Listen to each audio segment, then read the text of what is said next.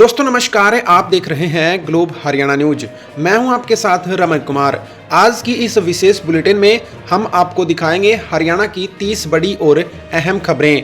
प्रदेश की राजनीतिक, मौसम, किसान, रोजगार, शिक्षा, अपराध, विकास और प्रशासन से जुड़ी हर महत्वपूर्ण अपडेट लेकर हम हाजिर हैं। आज है 21 जून 2026, वार रविवार।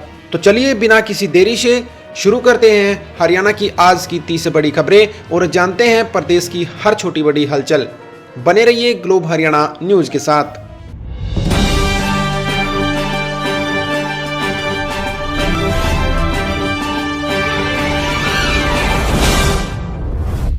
जल संरक्षण हरियाणा परियोजना को बड़ी मंजूरी।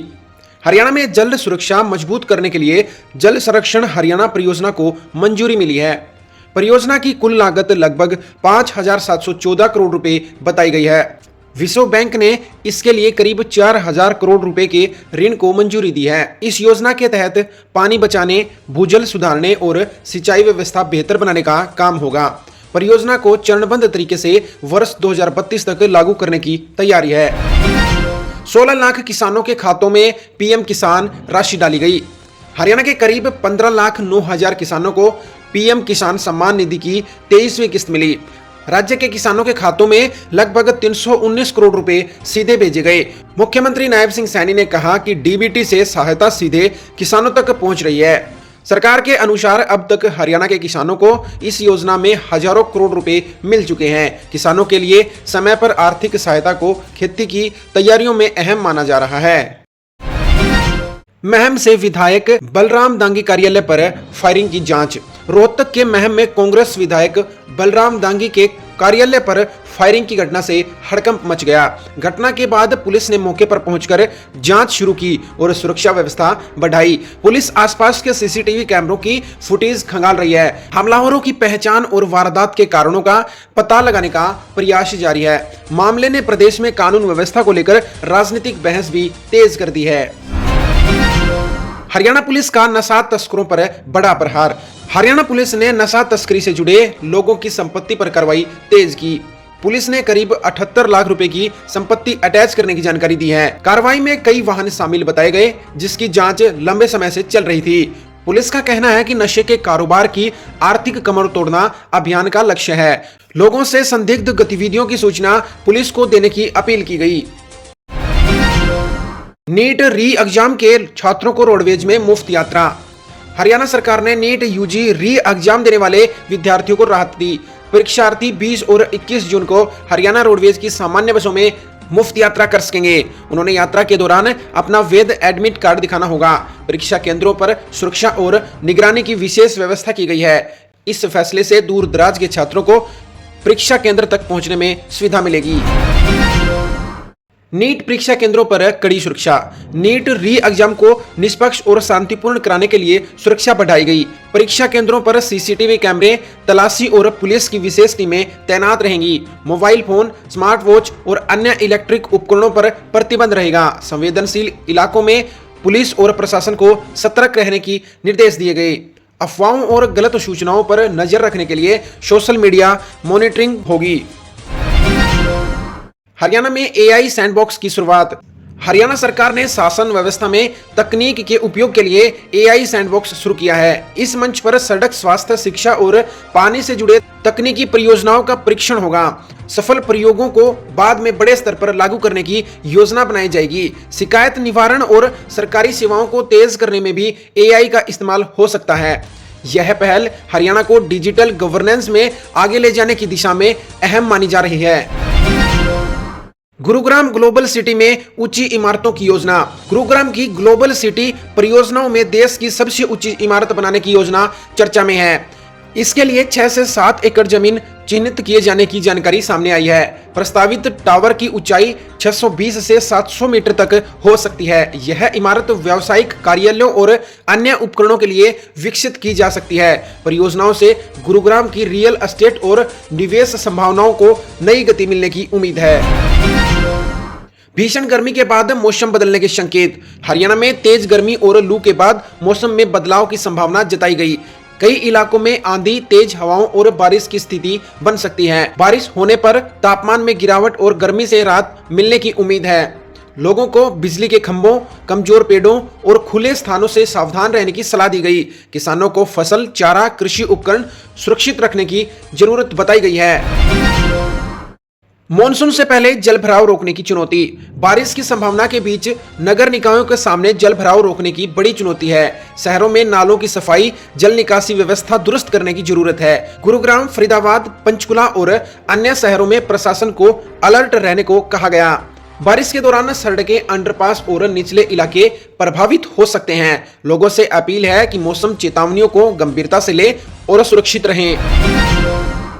सिरसा में किसान महापंचायत की चेतावनी।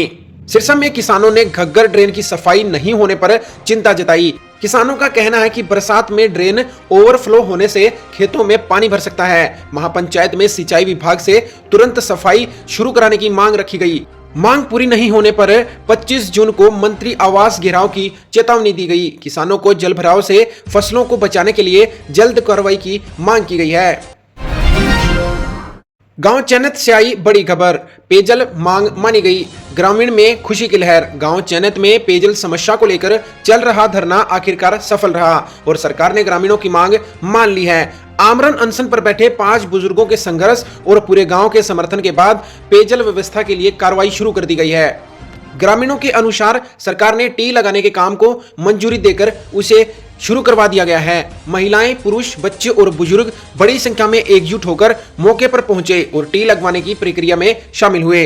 गांव में ढोल नगाड़ों के साथ खुशी मनाई गई और लोगों ने इसे एकजुटता, संघर्ष और पानी की अधिकार की बड़ी जीत बताया। अवैध कब्जे हटाओ अभियान में सख्ती। हरियाणा में सरकारी, पंचायत और सार्वजनिक जमीन से अवैध कब्जे हटाने का अभियान जारी है। जिला प्रशासन को कब्जों की सूची बनाकर नियमानुसार कार्रवाई करने के निर्देश दिए। राज्य विभाग, नगर निकाय और पंचायत विभाग मिलकर जांच कर रहे हैं। कार्रवाई के दौरान कानून व्यवस्था बनाए रखने के लिए पुलिस सहयोग भी लिया जा सकता है। प्रशासन ने लोगों को स्वेच्छा से कब्जे हटाने की अपील की।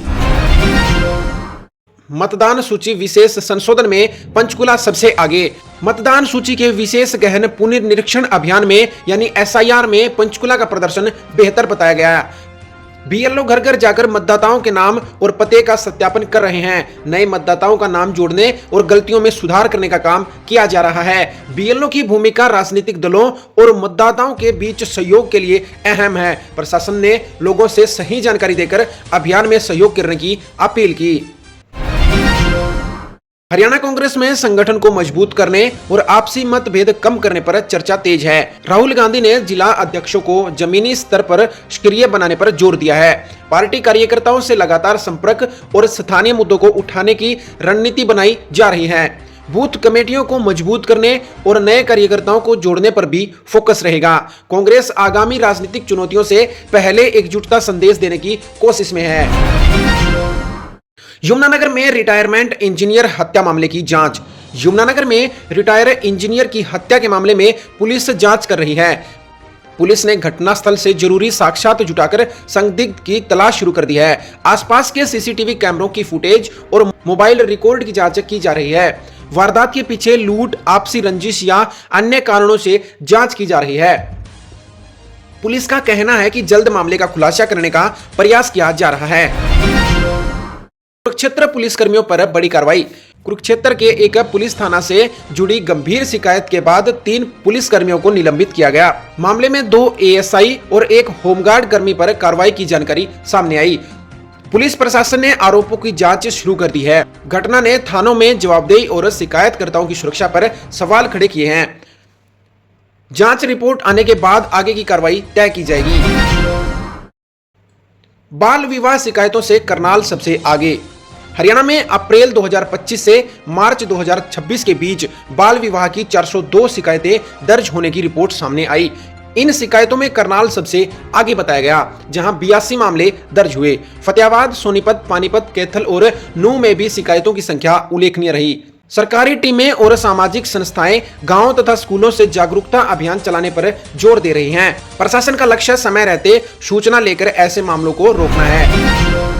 गुरुग्राम में सत्यापन अभियान तेज। गुरुग्राम में पुलिस ने संदिग्ध ठिकानों और दस्तावेजों की जांच तेज की। विशेष सत्यापन अभियान के दौरान कई स्थानों पर पूछताछ और जांच की जा रही है। पुलिस स्थानीय मददगारों और फर्जी दस्तावेजों के संभावित नेटवर्क की भी पड़ताल कर रही है। कानून दस्तावेजों के बिना रह रहे लोगों से जुड़े मामलों में कार्रवाई की जा रही है। प्रशासन ने मकान मालिकों और नियोक्तों से सत्यापन नियमों का पालन करने की अपील की। कुरुक्षेत्र के लाडवा थाने में कैंसर पीड़ित युवक के साथ दुष्कर्म का आरोप। कुरुक्षेत्र के लाडवा में बोन कैंसर से पीड़ित एक बैंक कर्मी युवक ने 2 एएसआई और एक होमगार्ड पर सामूहिक दुष्कर्म का गंभीर आरोप लगाया। 17 जून की रात इंड्री रोड पर चेकिंग के दौरान युवक को थाने ले जाकर कथित तौर पर मारपीट और शोषण किया गया। पीड़ित वर्तमान में एलएनजेपी अस्पताल में कीमोथेरेपी करा रहा है। तीनों आरोपियों को सस्पेंड कर एसआईटी जांच शुरू हो गई है। वीडियो वायरल होने के बाद मामला सुर्खियों में आया। हरियाणा के किसान धान की रोपाई और खरीफ फसलों की तैयारियों में जुटे हुए हैं। किसान की नजर नहरों में पानी, बिजली आपूर्ति, बीज और खाद की उपलब्धता पर है। बारिश और आंधी की संभावना के कारण खेतों में पानी निकासी व्यवस्था भी जरूरी हो गई है। कृषि विभाग पानी बचाने वाली तकनीकों और वैकल्पिक फैसलों पर जोर दे रहा है। समय पर सिंचाई और मौसम की जानकारी किसानों के लिए महत्वपूर्ण बनी हुई है। बिजली आपूर्ति पर बढ़ा दबाव। गर्मी के कारण हरियाणा में बिजली की मांग बढ़ने से आपूर्ति व्यवस्था पर दबाव बना हुआ है। ग्रामीण क्षेत्रों में ट्यूबवेल और घरेलू बिजली को लेकर शिकायतें सामने आती रही हैं। बिजली निगमों को फॉल्ट ठीक करने और ट्रांसफार्मर की क्षमता पर नजर रखने के निर्देश हैं। आंधी और बारिश स्थिति में तार टूटने और बिजली बाधित होने की संभावना भी बनी रहती है। उपभोक्ताओं से बिजली का सावधानी से उपयोग करके फॉल्ट की सूचना देने की अपील की। पेयजल व्यवस्था को लेकर गांव में चिंता। गर्मी के मौसम में कई गांवों और कस्बों में पेयजल व्यवस्था बड़ा मुद्दा बनी हुई है। लोग खराब ट्यूबवेल, लीकेज और कम दबाव से पानी आने की शिकायत कर रहे हैं। जन स्वास्थ्य विभाग से पाइपलाइन सुधारने और पर्याप्त पानी उपलब्ध कराने की मांग हो रही है। कुछ क्षेत्रों में टैंकरों से अस्थायी पानी सप्लाई की व्यवस्था की जा रही है। प्रशासन के सामने गर्मी में पेयजल व्यवस्था बनाए रखना बड़ी चुनौती बन गई है। सड़क मरम्मत और विकास कार्यों की मांग। मानसून से पहले गांव और शहरों में टूटी सड़कों की मरम्मत की जा रही है। लोगों का कहना है कि गड्ढों वाली सड़कें बारिश में और खतरनाक हो जाती हैं। लोक निर्माण विभाग और नगर निकायों को समय पर काम पूरा करने की जरूरत है।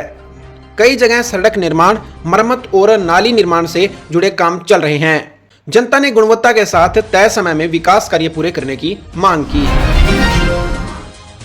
आज यानी 21 जून के अंतर्राष्ट्रीय योग दिवस से पहले हरियाणा में योग कार्यक्रमों की तैयारियां तेज रही। स्कूलों, कॉलेजों, सरकारी कार्यालयों और सामाजिक संस्थाओं से अभ्यास कार्यक्रम आयोजित किए गए।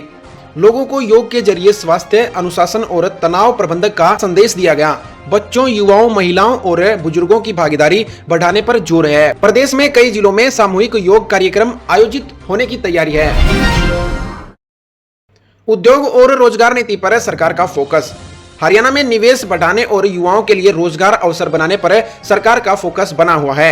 गुरुग्राम, फरीदाबाद, सोनीपत और पानीपत जैसे औद्योगिक क्षेत्र में नई संभावनाओं पर काम हो रहा है। इलेक्ट्रॉनिक्स, आईटी, सेटअप और मैन्युफैक्चरिंग क्षेत्र में निवेश आकर्षित करने की कोशिश है। युवाओं को उद्योगों की जरूरत के अनुसार कौशल प्रशिक्षण देने पर भी जोर दिया जा रहा है। नई परियोजनाओं से स्थानीय रोजगार बढ़ने की उम्मीद जताई गई है। कानून व्यवस्था पर विपक्ष के सवाल। अपराध की घटनाओं को लेकर विपक्षी दल सरकार की कानून व्यवस्था पर सवाल उठा रहे हैं। महिला सुरक्षा, फायरिंग, चोरी और नशे के मामलों को राजनीतिक मुद्दा बनाया गया है। सरकार का कहना है कि पुलिस अपराधियों के खिलाफ सख्त कार्रवाई कर रही है। कई जिलों में पुलिस गश्त, जांच अभियान और अपराधियों की धरपकड़ बढ़ाई गई है। आने वाले दिनों में कानून व्यवस्था का मुद्दा प्रदेश की राजनीति में अहम बन सकता है।